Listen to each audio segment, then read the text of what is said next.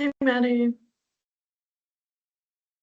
Hey, I'm about to let people in, I think. Is that okay? Okay, is it still just this one person? There's two. It's Aaron Mello and Mark Corrigan. Okay. Um, all right, yeah, go ahead, let him in. Okay.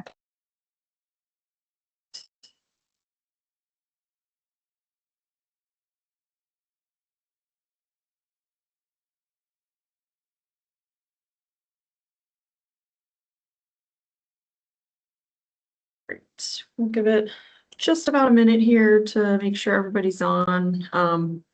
But we do have only 30 minutes to get through our presentation today, so we'll try and get into it as quickly as possible here.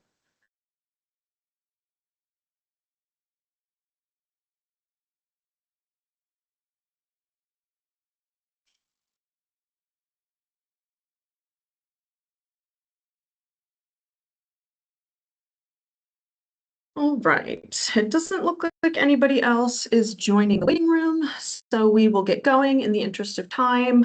Thank you very much, everybody, for joining our first virtual engagement meeting of the day today. We are here to talk about the regional emissions reduction planning work that GNRC is doing under the EPA's Climate Pollution Reduction Grant Program, or the CPRG program. Let me 1 second. All right, I am Skylar Ellis. I will be your presenter today. I'm an environmental planner with the Greater Nashville Regional Council, and I've been the lead planner on much of our emissions reduction planning work over this last year and a half or so. So to give you a little background on the Greater Nashville Regional Council, if you don't know who we are, don't have much experience with us, GNRC is one of 9 regional development districts established by the General Assembly. We operate as a council of governments, and we represent 13 counties and 52 cities in northern Middle Tennessee. And our broad purpose is to improve quality of life for Middle Tennesseans, and we offer a variety of services from aging and disability to community and regional planning to meet that end. So without further ado, let's get to what we're discussing today. So first, I will walk us through a little introduction of sort of what we're doing here, why this work is important to us. And then we will get into the bulk of the presentation, which is our emissions reduction planning work. And there I'll give you a quick overview of the EPA's CPRG program as a whole. Then we'll get into a little bit about CPRG in Tennessee specifically. And then we will talk about our current plan that we're working on, which is the Comprehensive Climate Action Plan. After this, we'll have hopefully a little time for Q&A at the end, and then we'll adjourn.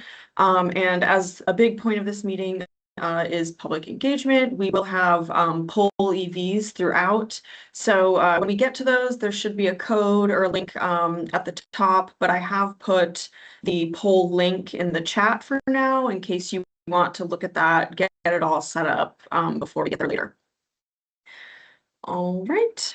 Without further ado, let's get into it. So introduction, why are we here? So the Greater Nashville Regional Council received a climate pollution reduction grant from the EPA in 2023 to create 2 emissions reduction plans for the Middle Tennessee region. We are currently wrapping up our second plan, which is the Comprehensive Climate Action Plan, or CCAP. So this meeting will serve as a preview of the CCAP, some of the results we've had, and we're looking to hear your perspective on what's most important to you as far as implementation of the emissions reduction strategies we've come up with. So we plan to use your feedback not only to prioritize implementation of the emissions reduction strategies in the CCAP, but we also have plans at a later date to publish a more public-facing, audience-tailored version of this plan that will be a little bit more detailed. And we plan to use your feedback to influence that plan as well. So the key takeaways that we really want you to get out of this meeting is first, a good understanding of the state of emissions in Middle Tennessee, where our emissions are now, where they're going, our sources, etc. And then we'd like you to learn more on not only about the emissions reduction work that GNRC is doing, but also about more ways that you yourself could get involved, not only just in emissions reduction planning, but in own ways in your own life to reduce emissions. And then finally, we really just want you to feel empowered to have your voice heard and really help prioritize those investments that you would like to see in your communities. Right, so now we know sort of what we're doing here. So this is getting into the why is this important? And so to sort of wrap our heads around that, we're going to do a quick discussion of greenhouse gas emissions and the impacts there. So air pollution, very broadly, just includes any chemicals, particulates, etc., that's emitted into the atmosphere. So you see various examples here. Carbon monoxide, nitrogen oxides, methane, etc. And you see all these various sources that they come from too: transportation, industry, waste. We have some livestock down there in the corner.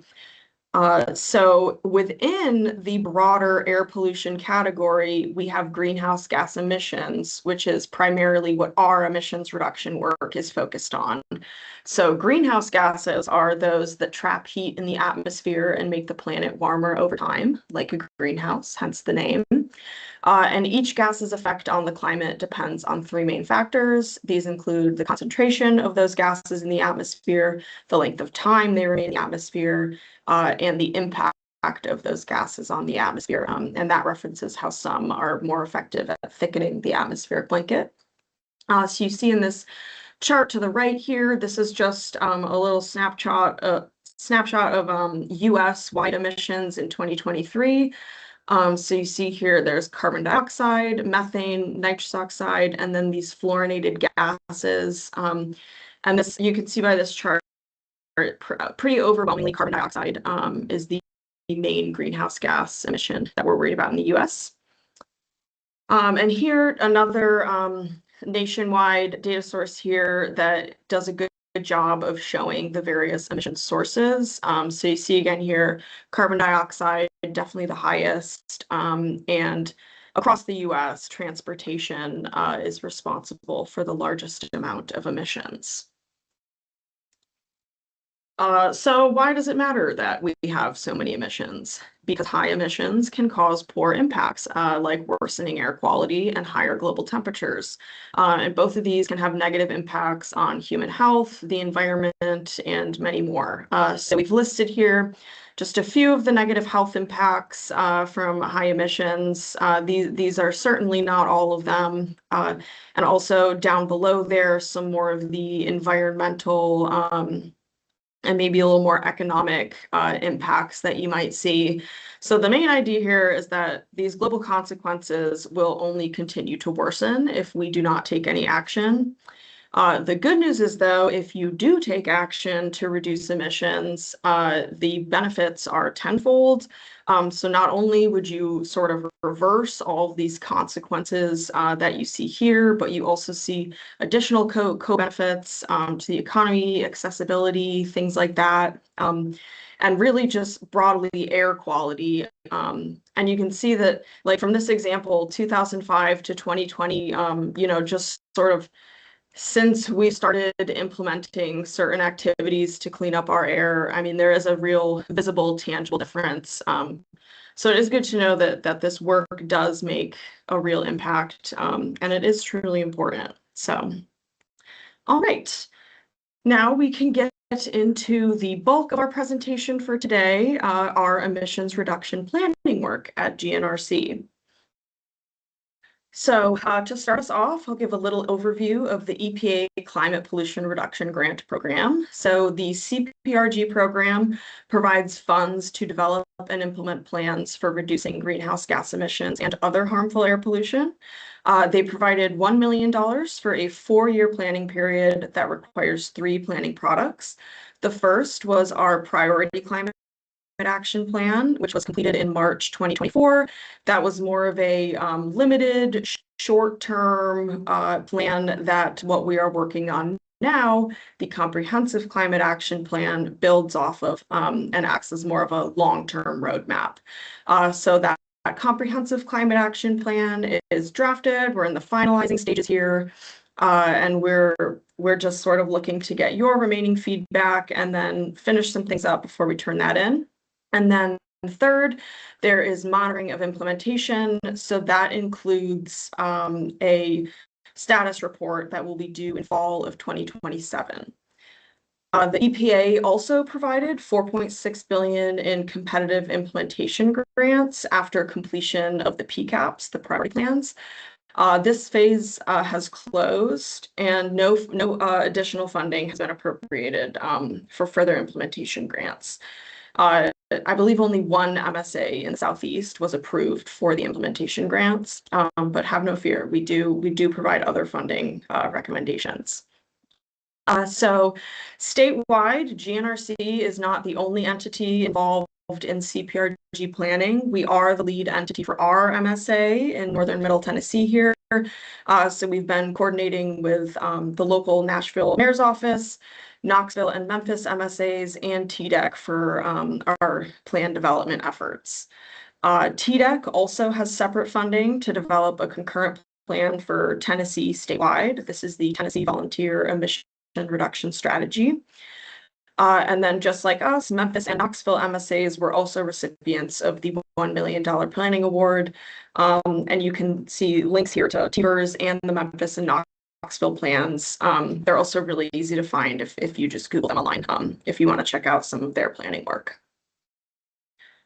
All right, so I showed you at the beginning the map of GNRC's member counties, but we also wanted to show you this CPRG region map because it differs just slightly. We have a few extra counties for this project.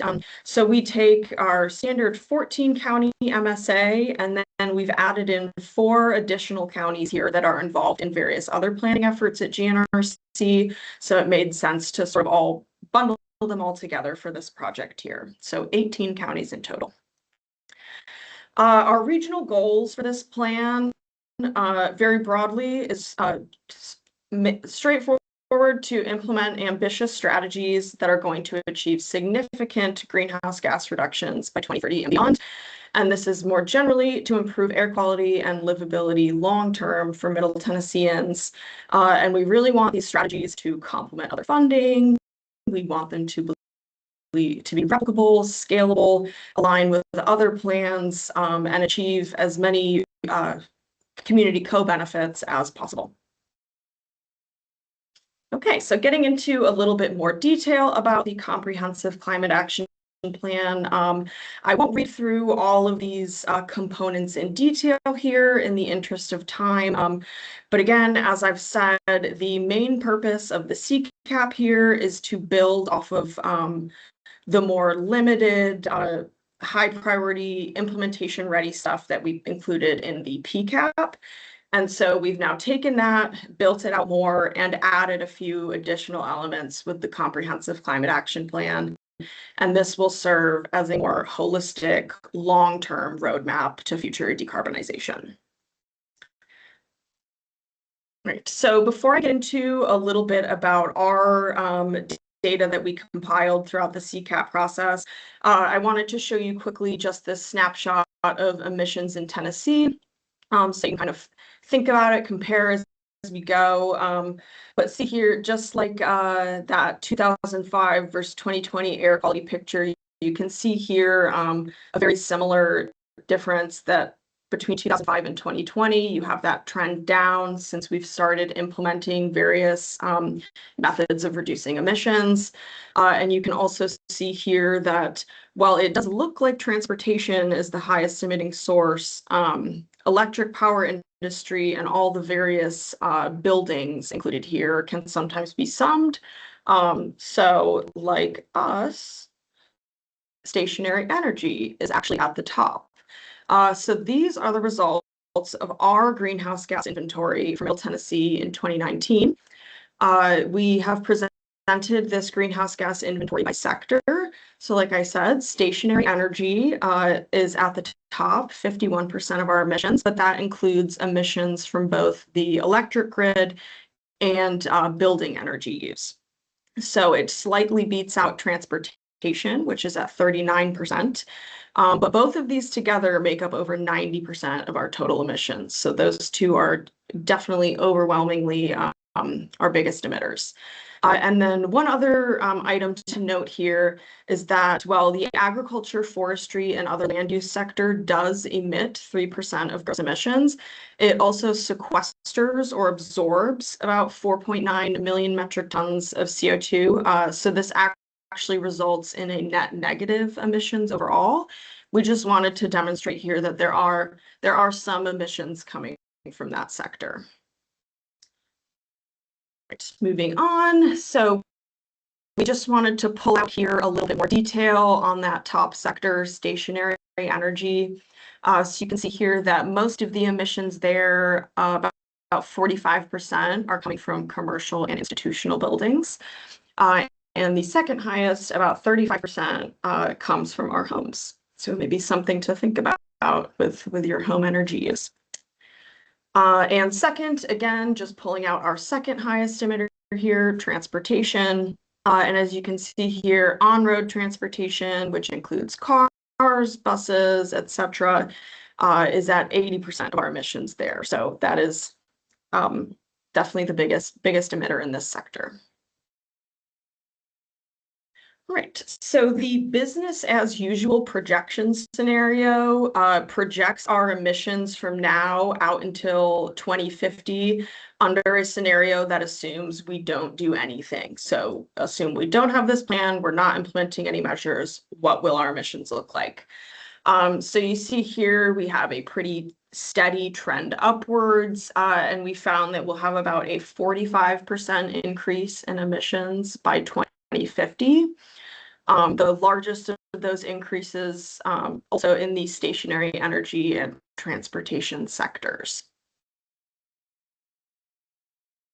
So we've gotten to our first poll question here. So you can either scan this QR code at the top or join via the link in the chat, or it's also up here on the screen. But so as you sort of think about the emissions data that was just presented, the sources, sectors, etc., in which sector do you most support emissions reduction investments of these options here? And I'll give you about 20 seconds or so, because this is a bit of a quicker one.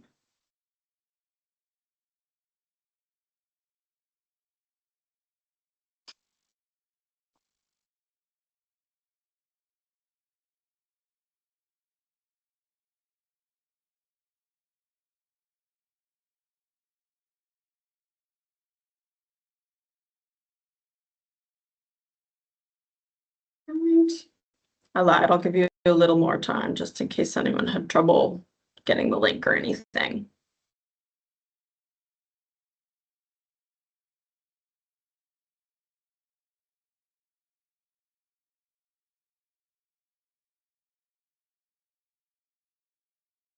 All right.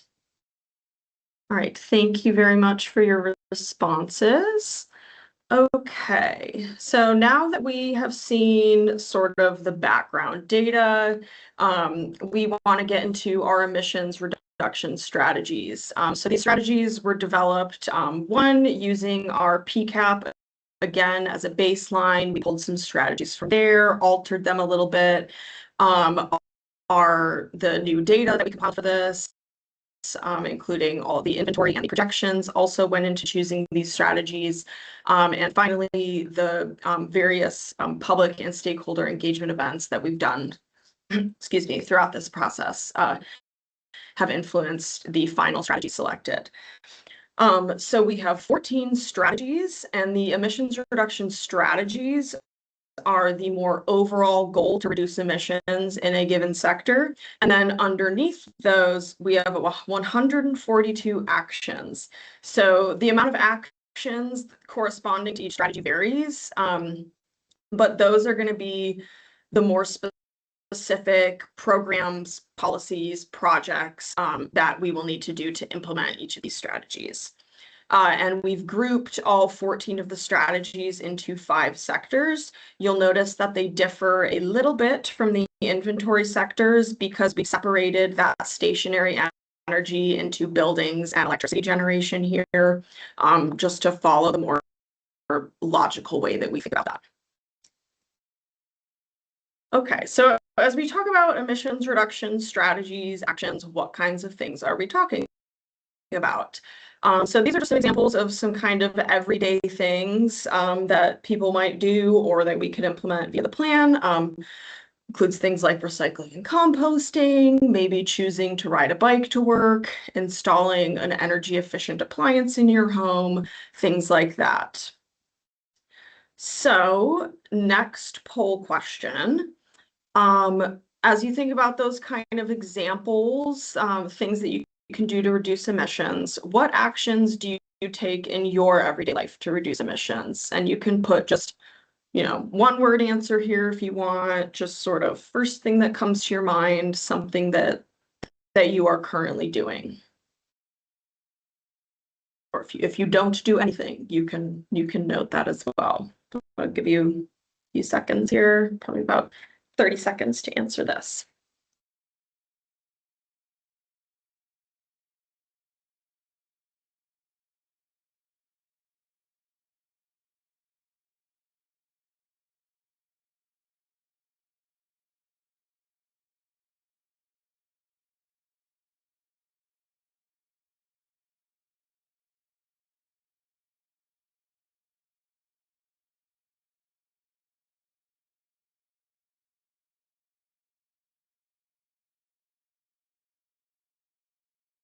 I'll switch it to instructions in case nobody wants their response seen.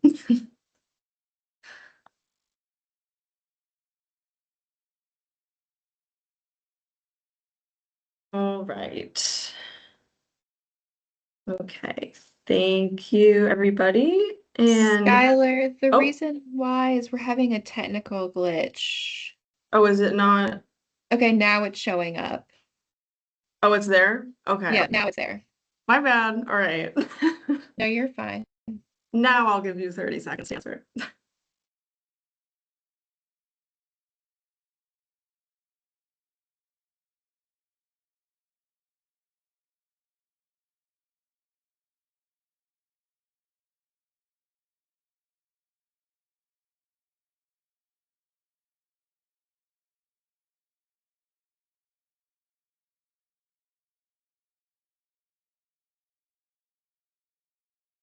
Okay. Move on. Oh, okay. Now they're coming in. All right. Okay. Thank you, everybody. All right. Next question. Is this one popping up for everybody?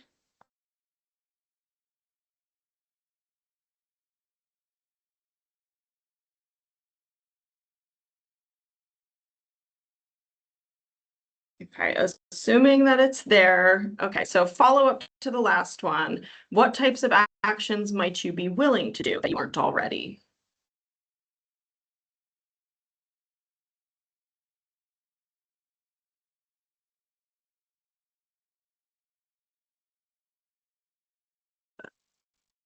Skylar, it looks like there's a lag.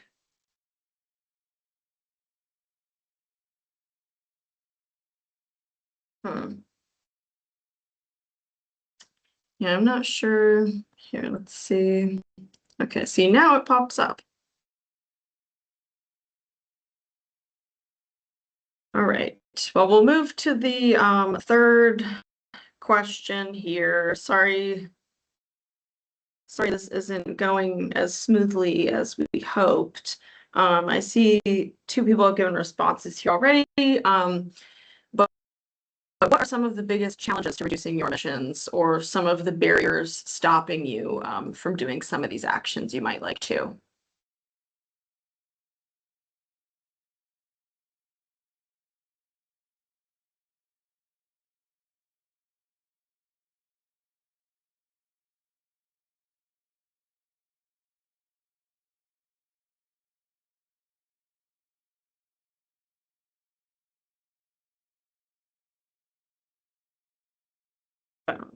About 10, 15 more seconds here.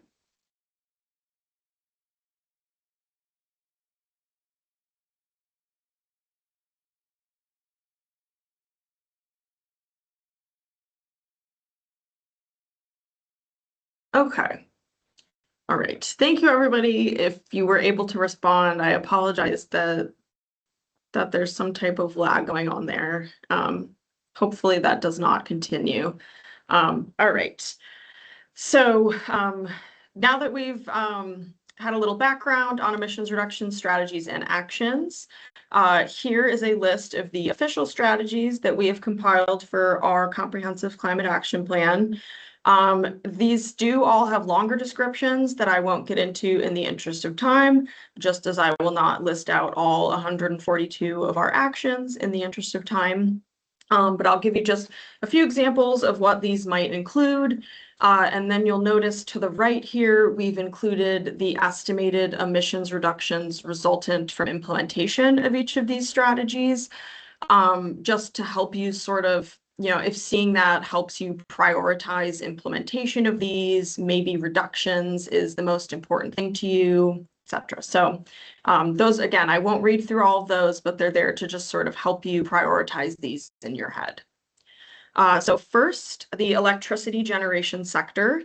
Strategy E1 is shift power generation to renewable energy sources. So this includes things like rooftop and balcony solar, geothermal, renewable natural gas, and similar things to that. And this is actually this strategy is responsible for the highest amount of emissions reductions upon implementation. Strategy E2 is reduce emissions impact from non-renewable power sources.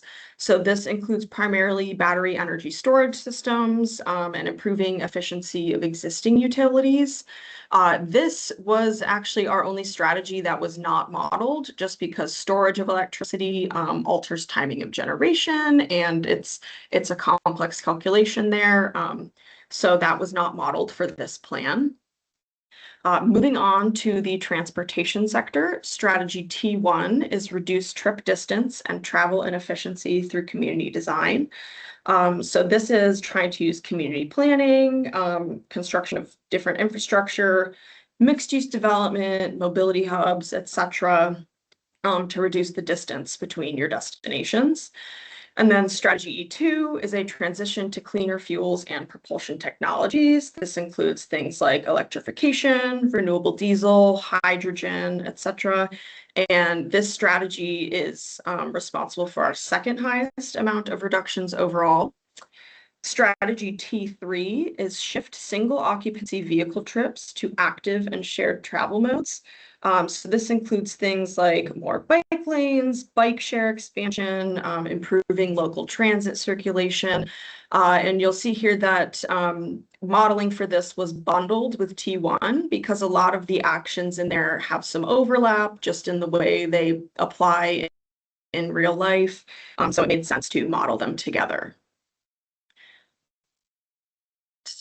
Next, buildings and industrial processes. Strategy B1 is improve energy efficiency of existing buildings. So this applies to commercial and residential buildings, and it includes things like energy efficiency retrofits and installing efficient appliances. Strategy B2 is increase energy performance standards of new buildings. So this also applies to commercial and residential buildings, but in new buildings. So this includes things like energy efficient appliances in new builds, sustainable building materials, new energy performance standards, things like that. And then strategy B3, this is our strategy that touches on the industry sector, and it is increase energy efficiency of industrial processes. So that includes things like introducing waste heat recovery and sort of lower emissions technology retrofits in industrial operations. Waste and materials management sector, strategy W1 is divert household and commercial waste from landfills through improved reduce, reuse, recycle programs. That one is much more straightforward. A general diversion strategy focusing on recycling, composting, and similar activities. Strategy W2 is upgrade existing solid waste facilities and operations with emissions reduction and control retrofits. So this includes gas collection system upgrades, enhancement of cover systems, and similar activities to that. And finally, strategy W3 is develop waste conversion solutions as an alternative to landfilling. So while we do want to improve our existing landfills, we recognize those are not a forever solution.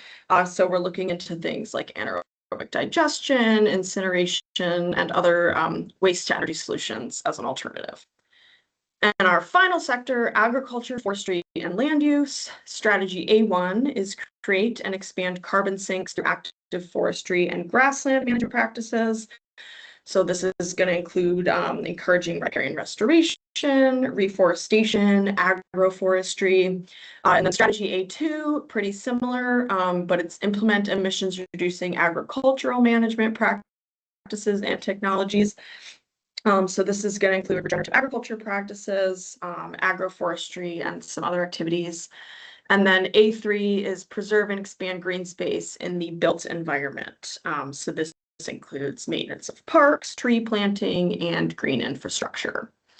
So I do recognize we are at the end of our time here. I only have one more slide of information and then just some more polls. So if you're able to stay on, we would really appreciate it.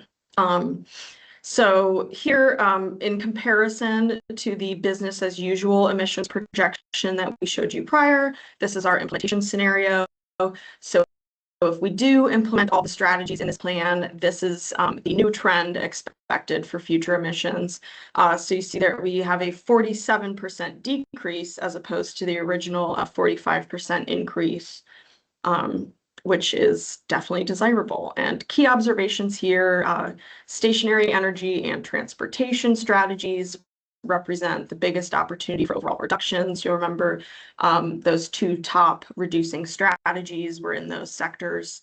But something to note is that while they do offer the biggest opportunity for reductions, they will also continue to make up the largest share of emissions through 2050. So they will still remain high priority sectors for us through the future. All right, so starting off the last little section of our poll questions here, hopefully these ones show up good for you. Okay, I see some responses. But yes, which of these 4 high priority emissions reduction strategies would you prioritize? And these are 4 that GNRC has identified as high priority, either due to like reduction potential or just need in our communities for an alternate reason. I'll give a couple seconds to answer there.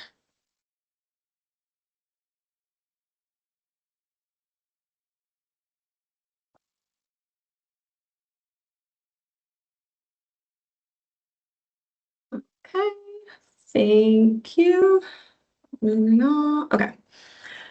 So a bit of a follow-up to that, are there any other strategies that were most important to you? You can select all or none of the options below. So not the high priority strategies, but are there just any others that maybe for a personal reason or due to their reductions, you support that? Again, just give a couple seconds to get some answers in. Now it's a pretty long list, so I'm going through.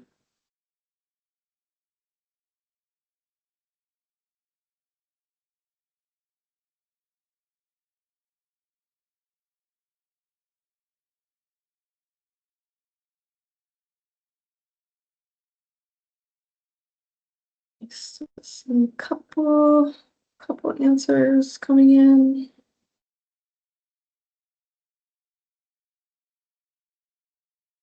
All right.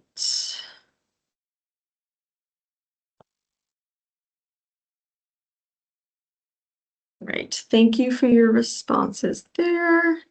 And our final poll question here before a little Q&A. So what do you think are the biggest challenges or barriers to implementation of these strategies in your community specifically? So similar to before about your personal challenges, but this is more community-based, what you see.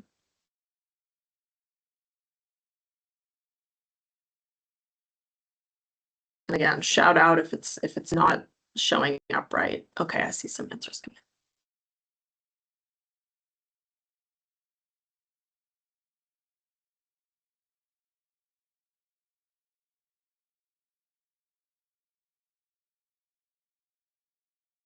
Maybe 10 more seconds.